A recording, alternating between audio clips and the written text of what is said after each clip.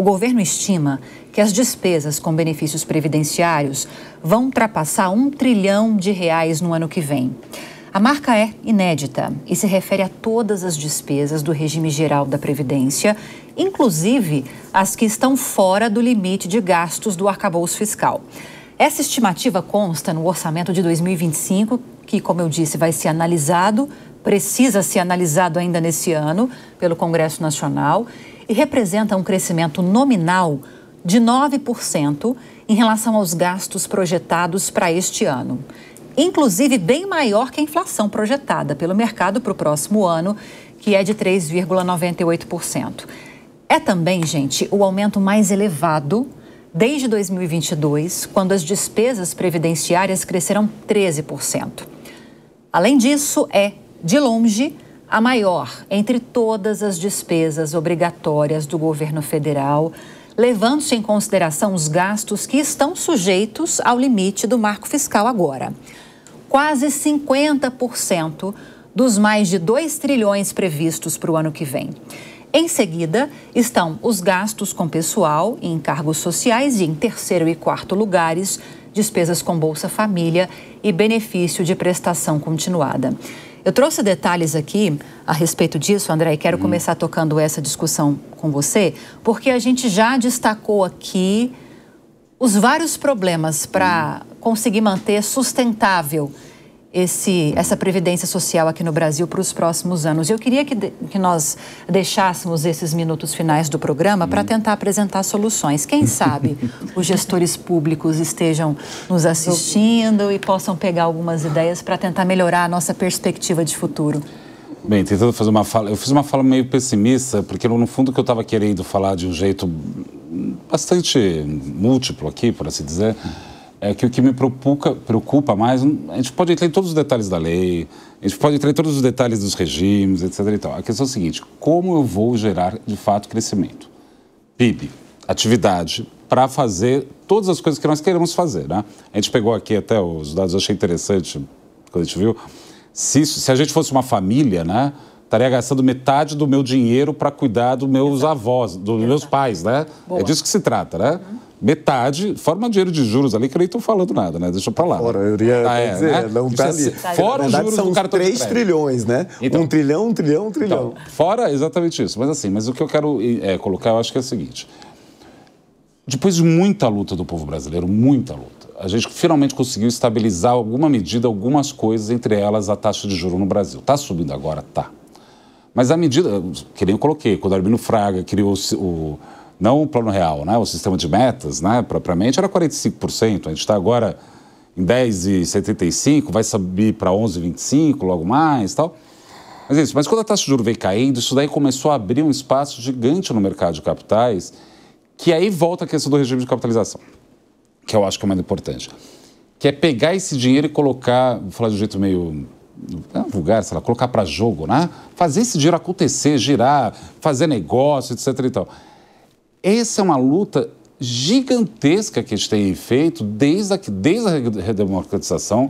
Eu acho que eu concordo muito com a questão de trazer assim, ó, é uma Constituição cidadã, a gente quer esse tipo de estado de bem-estar social, né? Isso até facilita o empreendedorismo, né? Porque eu tenho de cair, né? Se eu me machucar, eu vou no SUS, né? Sim. Vamos ser sinceros, né? Essa quantidade de gente que fala que é empreendedor e é de aplicativo, mais ou menos, né? Mas eu não vou entrar nessa discussão aqui agora. Mas o que eu quero dizer é o seguinte: a solução, na minha opinião, é mercado de capitais. O problema é que o mercado de capitais no Brasil está tão viciado em CDI, na taxa de juros que a gente tem, que isso daí gera um entrave. A gente está passando por um momento muito dramático agora. Eu estou realmente muito preocupado com a situação do Brasil hoje. Mas eu acho que qualquer solução que possa surgir vai ter que surgir especialmente através de bancos de investimento. Alguém que vai pegar o dinheiro e não vai ficar aplicando em coisas... vai aplicar em indústria, vai aplicar em projeto grande, que é, de novo, trazendo a beleza da simplicidade daquela diretora de uma RPPS de Cabedelo, que ela falou: eu quero que seja investimento aqui na minha região, porque ao fazer isso, movimenta tudo. Nesse sentido, eu sou otimista. Quando a gente começou o Plano Real, parecia que o Brasil já tinha virado geleia, mas sei lá quantas vezes com a inflação. A gente conseguiu estabilizar isso, a gente conseguiu... Olha o nível da discussão. Talvez a gente não tenha chegado, né, Washington, no ponto do Uruguai, de ter essa discussão tão civilizada, mas olha só, está se discutindo uma progressividade dentro do servidor público que faz sentido. É uma discussão muito mais civilizada do que a gente tinha um tempo lá atrás. Então, talvez o meu otimismo, se é que dá para colocar desse jeito, que aos poucos a gente está fazendo. E no caso, particularmente dessa questão, volto ao exemplo que eu falei. Hoje a gente tem 5 pessoas trabalhando para um aposentado, né? 5 trabalhando para um aposentado. Esses 5 geram excedente para essa uma. Lá no futuro vai ter uma pessoa trabalhando para 5 aposentados. Eu tenho que aumentar a produtividade dessa pessoa. Como eu aumento a produtividade dessa pessoa? Com investimento. Não é cortando, né, ali a previdência, não é tentando tirar mais dinheiro das pessoas para pagar a previdência, porque a conta não é dinheiro. A minha contribuição como economista para esse debate já é uma e somente uma. Como eu faço a máquina do dinheiro entrar na produção? Porque senão a gente vai ficar rodando em falso. Né? Roda e falso. Vai roda e falso de novo. Mas acho que ele está conseguindo. Olha só quanta coisa a gente fez, né?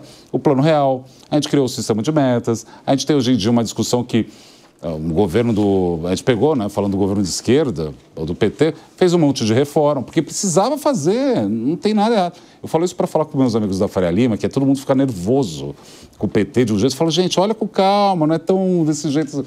Enfim, tem outros problemas, também não quero entrar nesse mérito aqui, mas tem coisas que vão encaminhando. Hoje o Haddad está desesperado, querendo segurar, cortar gasto. A gente... É com emoção o Brasil, né? O que eu quero dizer é que no limite é o seguinte, é com emoção, não é sem emoção. Mas a gente está indo no caminho certo, isso daí. E eu sou muito militante, né? André é uma militante ali, né? Na causa ali da advocacia previdenciária, né? Eu vou colocar desse jeito. Eu sou militante da Faria Lima, né? Eu quero que tenha mais eficiência e que a gente consiga capturar esse... Porque não é benefício realmente, né? É formação de poupança forçada.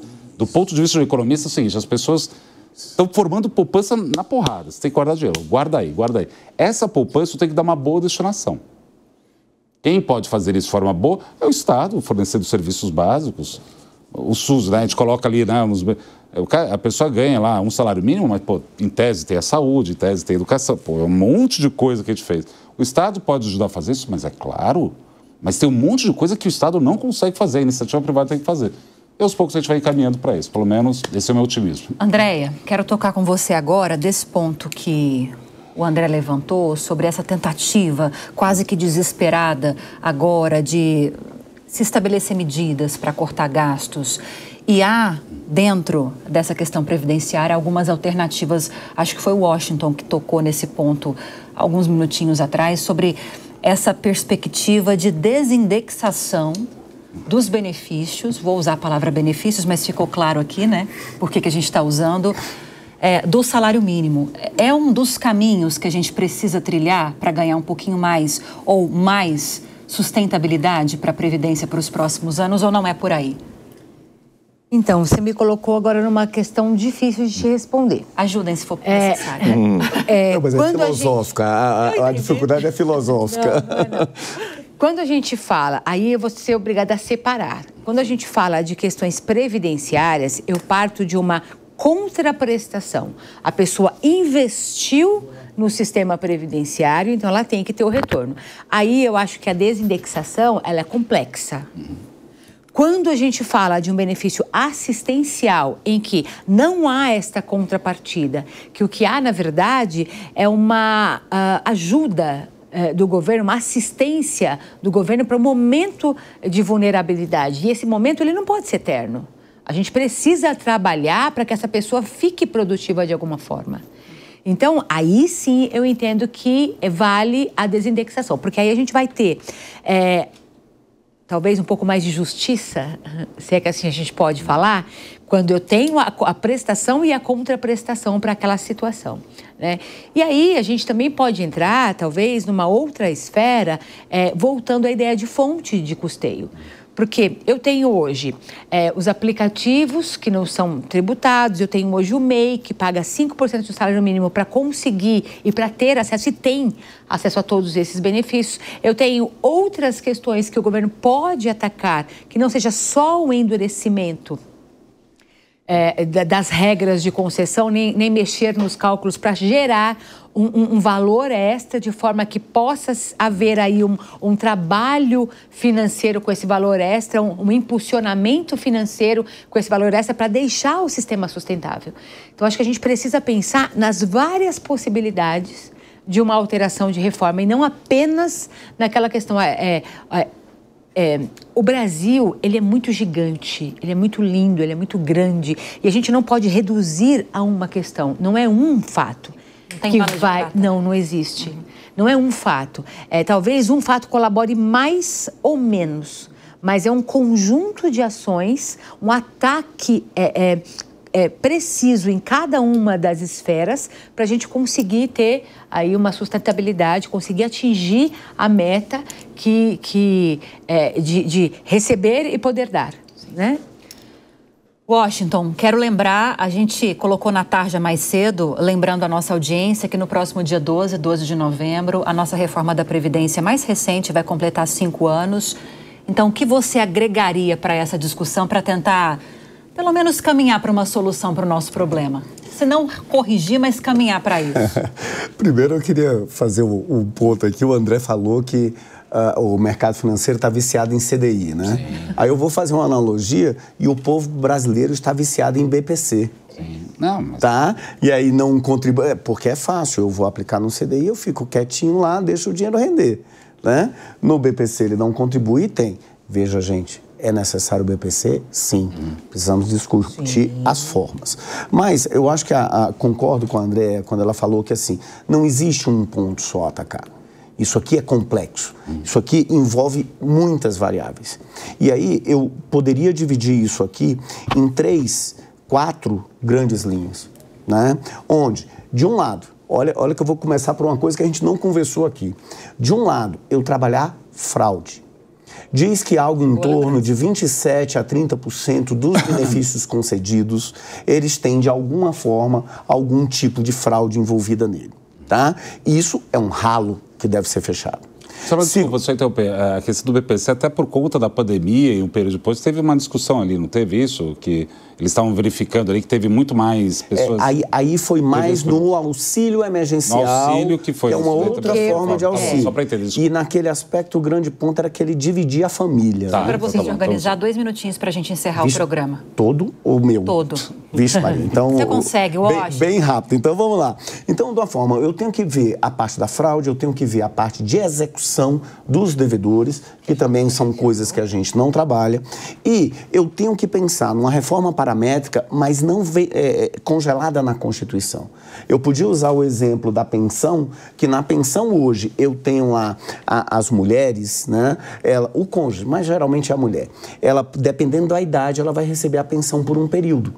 E isso pode ser elevado a cada 3 anos, automaticamente, por uma portaria do governo, que ele vira e diz, se subiu em 3 anos, 1 ano, o nível de vida, né, a idade média, então eu posso subir também. Eu podia fazer isso com as idades da Previdência e ficar mais fácil.